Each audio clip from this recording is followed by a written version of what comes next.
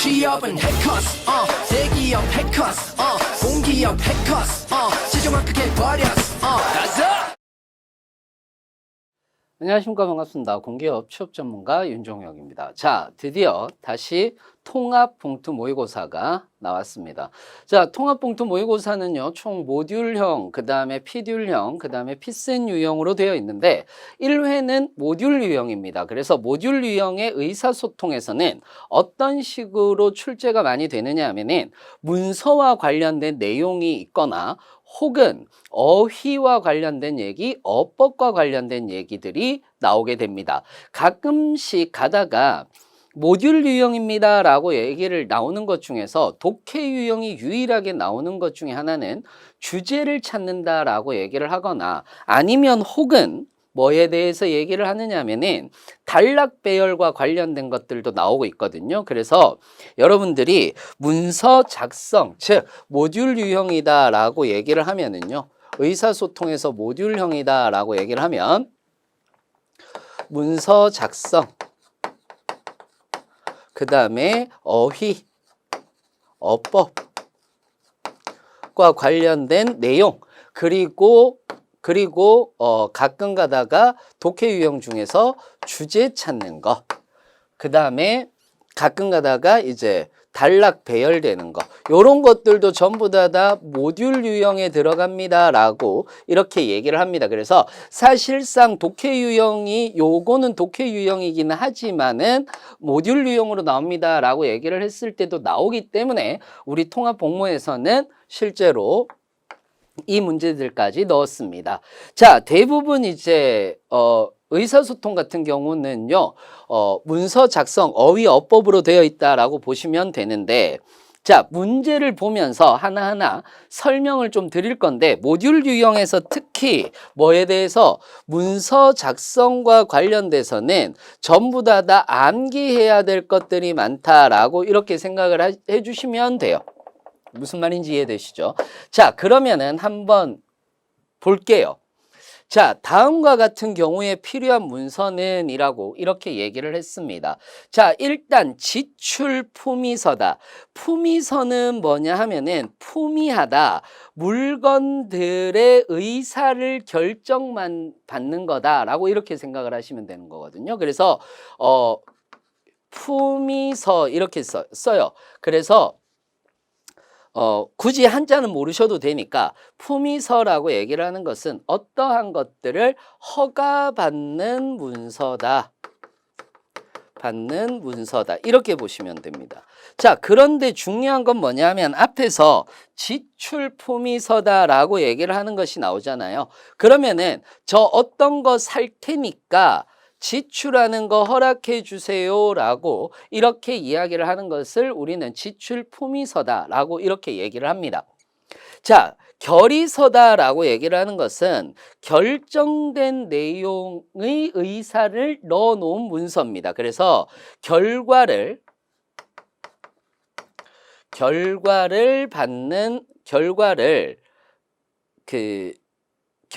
이야기하는 문서입니다. 자, 그런데 여기서 지출 결의서다 라는 얘기가 있는 거잖아요. 그러면 여기에서 이 지출 결의서다 라고 얘기를 하는 것은 뭐냐 하면은 말 그대로 저는 지출했어요, 영수증 첨부할 테니까 돈 주세요 라는 얘기인 거거든요. 그래서 결과를 결정받는다, 결과를 결제받는 문서를 우리는 지출 결의서다 라고 이렇게 얘기를 합니다. 기획서다라고 얘기를 하는 거니까 말 그대로 기획을 한 문서입니다. 말 그대로 어떤 것에 대해서 새롭게 어떤 안건을 짠 문서인 건데 그 안건을 짠 것이 지출 내역인가 봐요.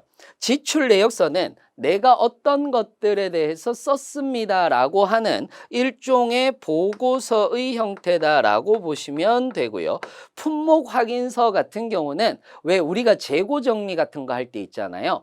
그런 것들을 할 때 이제 품목을 확인하는 그런 문서를 품목 확인서라고 이렇게 얘기를 합니다.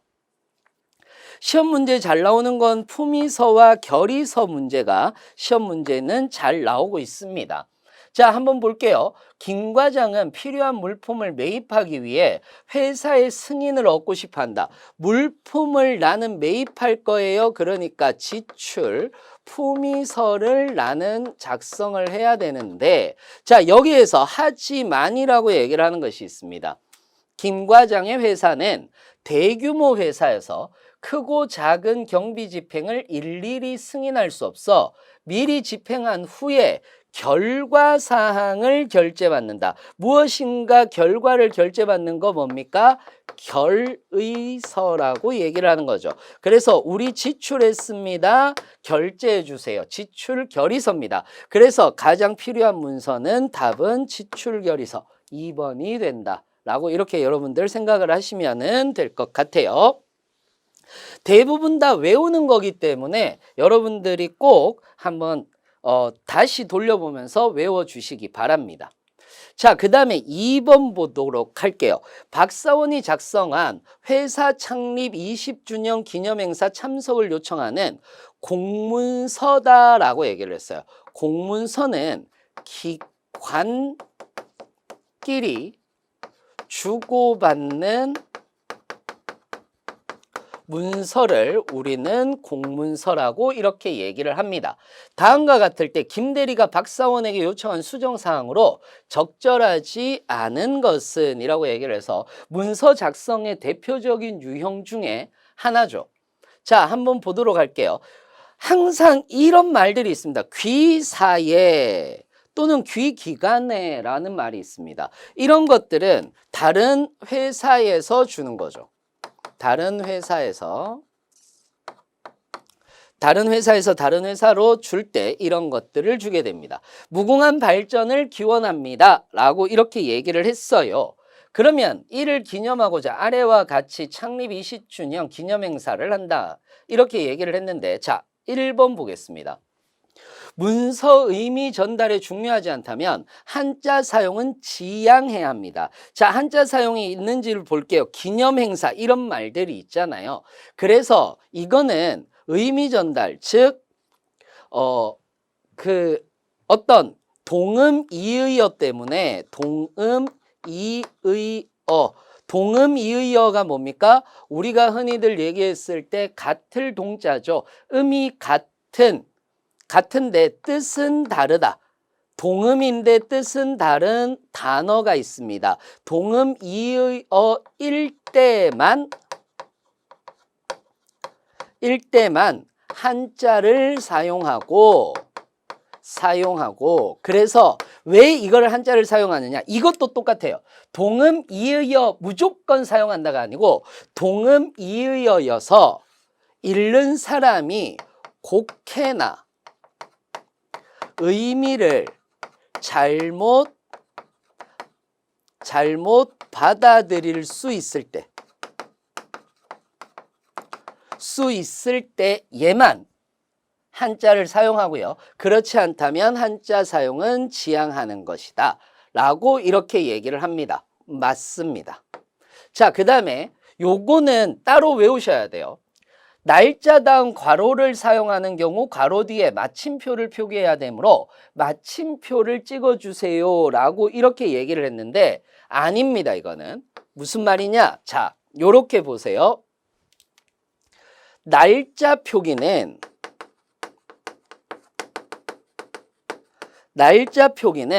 연, 월, 일을 모두 사용하고 연, 월, 일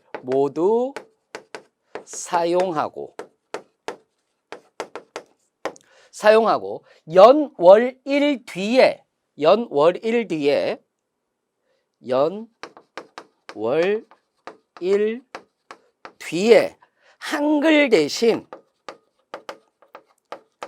온점으로 표기합니다.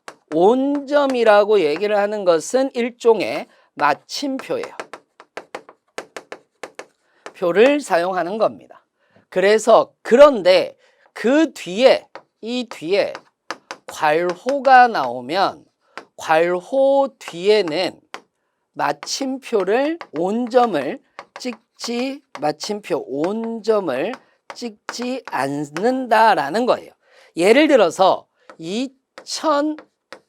몇 년 점 찍고 몇 월 점 찍고 며칠이라고 해서 점을 찍는 겁니다.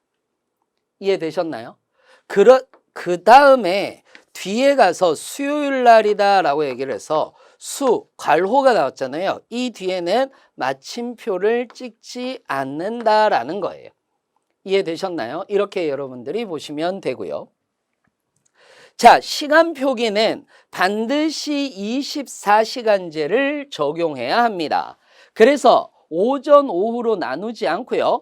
24시간제를 적용해야 하므로 15시, 그 다음에 한글 사용은 하지 않습니다. 한글 사용은 하지 않습니다. 그래서 한글 사용 대신 쌍점으로 표기합니다. 그래서 땡으로라고 이렇게 얘기를 하는 겁니다. 15시로라고 이렇게 얘기를 하는 겁니다. 이해되셨나요? 이렇게 여러분들이 보시면 되고요. 첨부물이 2가지 이상일 경우에는 항목을 구분하여 표시해야 하므로 맞습니다. 이게 절대 안 되는 것 중에 하나가 붙임하고